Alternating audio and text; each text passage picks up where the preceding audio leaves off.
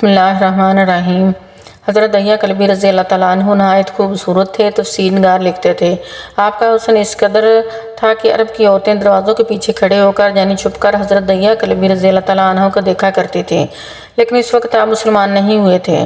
ایک دن سرور کونین تاجدار مدینہ حضرت محمد مصطفیٰ صلی اللہ علیہ وآلہ وسلم کی نظر حضرت دہیہ کلبی پر پڑی۔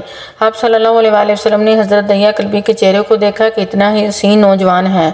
آپ صلی اللہ علیہ وآلہ وسلم نے رات کو اللہ تعالیٰ کی بارگاہ میں دعا مانگی، یا اللہ اتنا خوبصورت نوجوان بنایا ہے، اس کے دل میں اسلام کی محبت ڈال دے، اسے مسلمان کر دے، اتنے حسین نوجوان کو جہنم سے بچا لے۔ رات کو آپ صلی اللہ علیہ وآلہ وسلم نے دعا فرمائی۔ صبح حضرت دہیہ کلبی رضی اللہ تعالیٰ عنہ آپ صلی اللہ علیہ وآلہ وسلم کی خدمت میں حاضر ہوئے اور کہنے لگے، اللہ کے رسول بتائیے آپ کیا حکام لے کر آئے ہیں؟ آپ صلی اللہ علیہ وآلہ وسلم نے فرمایا، میں اللہ کا رسول ہوں، اللہ واحد ہے، اس کا کوئی شریک نہیں۔ پھر توحید و رسالت کے بارے میں حضرت دہیہ کلبی کو بتایا۔ حضرت دہیہ کلبی نے، اللہ کے نبی، میں مسلمان تو ہو جاؤں لیکن ایک بات کا ہر وقت ڈر لگا رہتا ہے، ایک گناہ میں نے ایسا کیا ہے کہ آپ کا اللہ مجھے کبھی معاف نہیں کرے گا۔ آپ صلی اللہ علیہ وآلہ وسلم نے فرمایا، دہیہ بتا تو نے کیسا گناہ کیا ہے؟ تو حضرت دہیہ کلبی نے کہا، یا رسول اللہ میں اپنے قبیلے کا سربراہ ہوں، ہمارے ہاں بیٹیوں کی پیدائش پر انہیں زندہ دفن کیا جاتا ہے، میں نے 70 گھروں کی بیٹیوں کو زندہ دفن کیا ہے، آپ کا رب مجھے کبھی معاف نہیں کرے گا۔ اس وقت حضرت جبرائیل امین حاضر خدمت ہوئے اور عرض کی، یا رسول اللہ، اللہ تعالیٰ سلام کہتا ہے اور فرماتا ہے کہ اس سے کہہ دو کہ اب تک جو ہو گیا وہ ہو گیا، اس کے بعد ایسا گناہ کبھی نہ کرنا، ہم نے معاف کر دیا۔ حضرت دہیہ آپ کی زبان سے یہ بات سن کر رونے لگے۔ آپ صلی اللہ علیہ وآلہ وسلم نے فرمایا، دہیہ اب کیا ہوا، کیوں روتے ہو؟ حضرت دہیہ کلبی کہنے لگے، یا رسول اللہ، میرا ایک گناہ اور بھی ہے جسے آپ کا رب کبھی معاف نہیں کرے گا۔ آپ صلی اللہ علیہ وآلہ وسلم نے فرمایا، دہیہ کیسا گناہ بتاؤ؟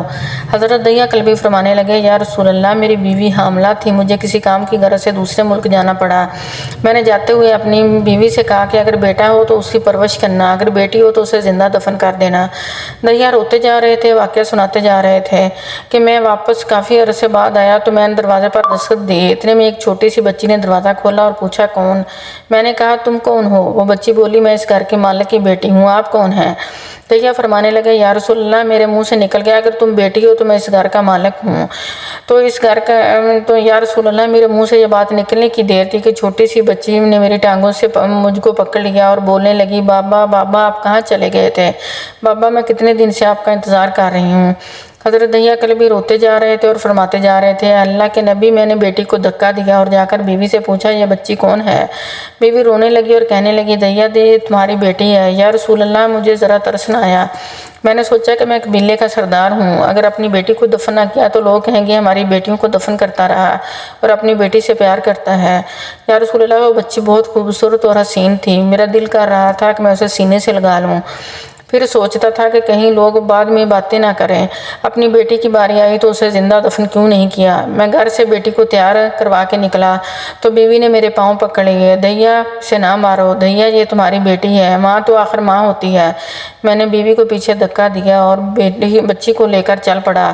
راستے میں میری بیٹی نے کہا، بابا مجھے نانی کے گھر لے جا رہے ہو، بابا مجھے کھلونے لے کر دینے جا رہے ہو، بابا ہم کہاں جا رہے ہیں؟ یا رسول اللہ، میں بچی کے سوالوں کے جواب نہیں دیتا تھا، وہ پوچھتی جا رہی تھی کہ بابا کدھر جا رہے ہیں، کبھی میرا منہ چومتی، کبھی بازو گردن میں ڈال لیتی، لیکن میں کچھ نہیں بولا، اور ایک مقام پر جا کر میں نے اسے بٹھا دیا اور خود اس کے لیے قبر کھودنے لگا۔ آقا کریم صلی اللہ علیہ وآلہ وسلم دہیہ کی زبان سے اس واقعہ کو سنتے جا رہے تھے اور روتے جا رہے تھے۔ میری بیٹی نے جب دیکھا کہ میرا باپ دھوپ میں سخت کام کر رہا ہے تو اٹھ کر میرے پاس آئی اور اپنے گلے میں چھوٹا سا جو دوپٹہ ڈالا تھا اس سے میرا چہرے سے ریت صاف کرتے ہوئے کہنے لگی، بابا دھوپ میں کیوں کام کر رہے ہو، چھاؤں میں آ جاؤ، بابا یہ کیوں کھود رہے ہو، بابا گرمی ہے، چھاؤں میں آ جائیں، اور ساتھ میں میرا پسینہ اور مٹی صاف کرتی جا رہی تھی، لیکن مجھے ترس نہ آیا۔ آخر جب قبر کھود لی تو میری بیٹی پاس آئی، میں نے دھکا دیا، وہ قبر میں گر گئی اور میں نے ریت ڈالنے لگ گیا۔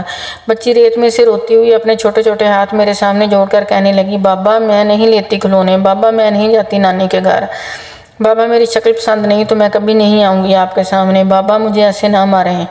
یا رسول اللہ صلی اللہ علیہ وسلم میں ریت ڈالتا گیا، مجھے اس کی باتیں سن کر بھی ترس نہ آیا۔ میری بیٹی پر جب مٹی مکمل ہوگی اور اس کا سر رہ گیا تو میری بیٹی نے میری طرف سے توجہ ختم کی اور بولی، یا میرے مالک، میں نے سنا ہے تیرا ایک نبی آئے گا جو بیٹیوں کی عزت بچائے گا، اللہ وہ نبی بھیج دے، بیٹیاں مر رہی ہیں۔ پھر میں نے اسے ریت میں دفنا دیا۔ حضرت دحیہ کلبی رضی اللہ تعالیٰ عنہ واقعہ سناتے ہوئے انتہائی روئے۔ یہ واقعہ جب بتایا تو دیکھا کہ آپ صلی اللہ علیہ وسلم اتنا روئے کہ آپ کی داڑھی مبارک آنسوؤں سے گیلی ہو گئی۔ آپ صلی اللہ علیہ وسلم نے فرمایا، دحیہ ذرا پھر سے اپنی بیٹی کا واقعہ سناؤں، اس بیٹی کا واقعہ جو مجھ محمد کے انتظار میں دنیا سے چلی گئی۔ آپ صلی اللہ علیہ وسلم نے 3 دفعہ یہ واقعہ سنا اور اتنا روئے کہ صحابہ کرام رضی اللہ تعالیٰ عنہ بھی رونے لگے اور کہنے لگے، دحیہ ہمارے آقا کو کیوں رلاتا ہے، ہم سے برداشت نہیں ہو رہا۔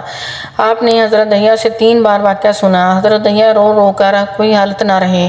اتنے میں حضرت جبرائیل علیہ السلام حاضر ہوئے اور فرمایا، یا رسول اللہ صلی اللہ علیہ وسلم، اللہ تعالیٰ سلام کہتا ہے اور فرماتا ہے کہ اے محبوب صلی اللہ علیہ وسلم، دحیہ سے کہہ دو یہ اس وقت کا واقعہ ہے کہ جب تو نے اللہ تعالیٰ اس کے رسول کو نہیں مانا تھا، اب مجھے اور میرے رسول کو مان لیا تو دحیہ تیرا یہ گناہ بھی معاف کر دیا۔ اس کے بعد آپ صلی اللہ علیہ وسلم نے فرمایا، جس نے 2 بیٹیوں کی کفالت کی انہیں بڑا